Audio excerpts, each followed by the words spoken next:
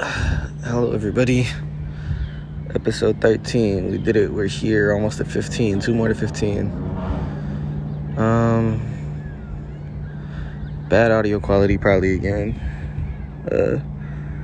I called off work again because I do not feel good. And we're going to get into that. But I'm outside at the Detroit River Walk, just trying to get my thoughts out and be in the sun. I didn't bring headphones, so no music, just me and my thoughts. And they're conjumbled and jumbled and jingled. I was scrolling through Reddit and I was thinking of just commenting on maybe an Ask Me Anything, so people could ask me questions, get my thoughts out, make it easier.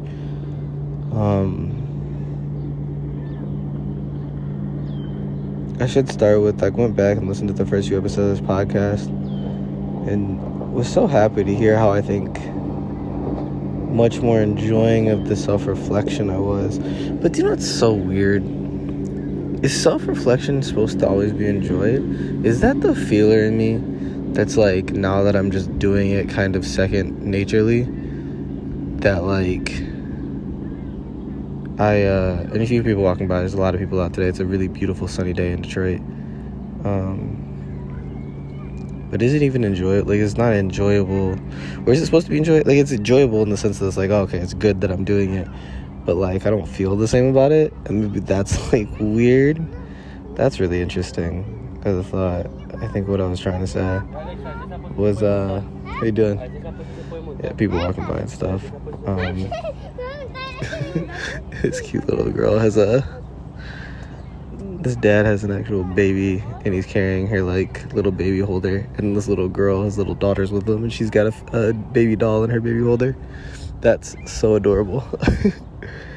But yeah, I think I'm still chasing feelings even so, because I remember how I was feeling at the beginning of the year when I first had my neurotic breakdown, and I was so excited when I did the first episode. The way I was feeling that, actually no, it was not the first episode. The way I felt before that, when I did my first self-reflection of doing what's it called? Blanking on the name of it. The first episode came out of a self-reflection of being possibly narcissistic. What I was feeling before that was really, really good. I was being kind of consistent and congruent in some ways, not really, but kind of. And because I broke down and I'd really gotten into Young and stuff like that for a sec there, and I was just being happy about that.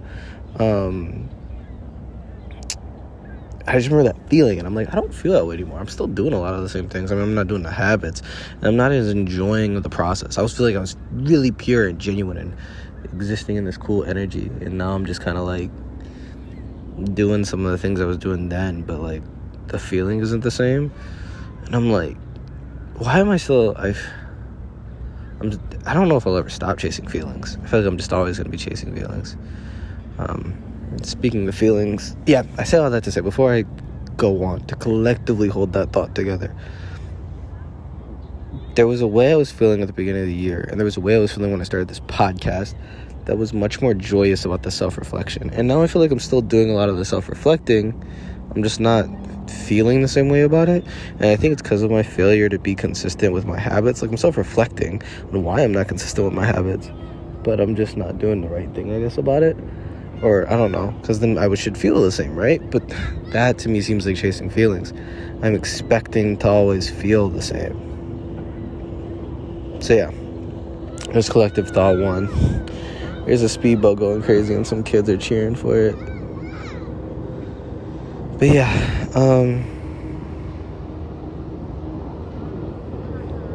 I'm just going through it a little bit. Vibing. How you doing? Guy walking his dog in front of me one side. I feel I want to keep talking, no matter if people are around or not, because I just kind of need to. I just need to express myself, but I'm really worried if somebody comes by playing music that y'all hear it for a second, it gets copyrighted, and I'm going to be so pissed. But it is what it is.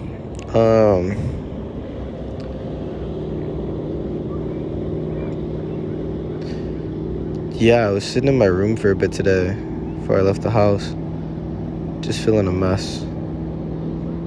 so neurotic. No, I don't know if neurotic's the right word. I just didn't feel right, like anxious. I wonder if you can get up from LA for anxiety, because mine is bad right now. Very, very bad. I didn't know it could get this bad. I'm always anxious about everything. So trapped in my self-image. I care so much about what people think of me. And then I do things that'll hurt the way they think of me, and then I try and fix it in my TE, and then it all comes crumbling down.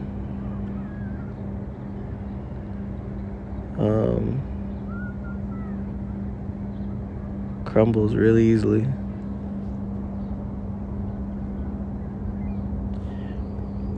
I wonder if I don't want to change because I like what I'm doing. I just don't like the way it makes me feel. That's I say I wonder. That's probably it for sure. Yeah.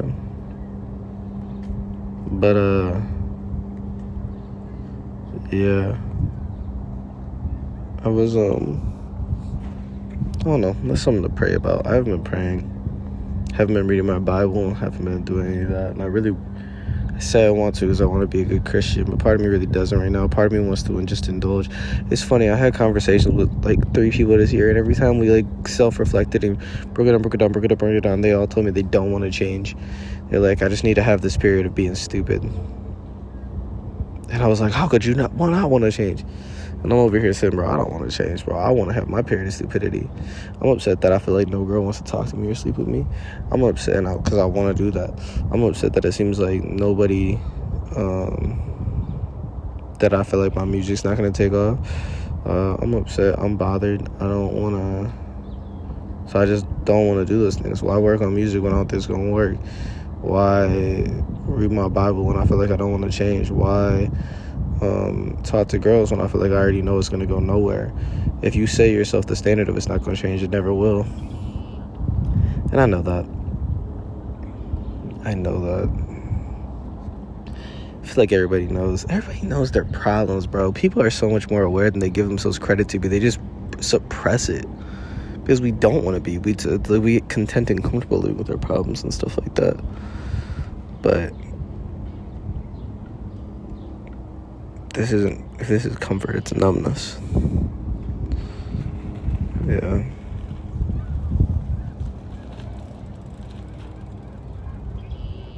But I'm just upset and broken. Hopefully I can humble myself in some way.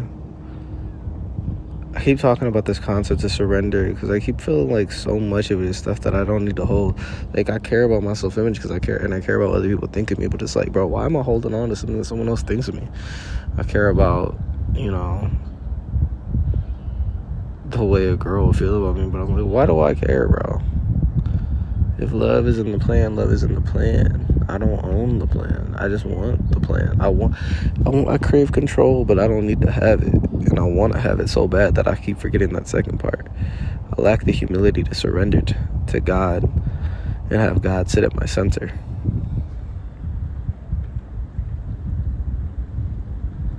So just pray for me. God, grant me a serenity to accept things. How does it go again? Serenity prayer. I used to know it by heart. God, grant me the serenity to accept the things I can. God, grant me the serenity to accept the things I cannot change, the will to change the things I can, and the understanding. Oh, I'm blanking on it now. God, grant me the serenity to accept the things I can change. No, accept things I cannot change, the will to change the things I can, and then mind to know the difference. Living one day at a time. Something like that. That's just my prayer. The first part is what they do in AA.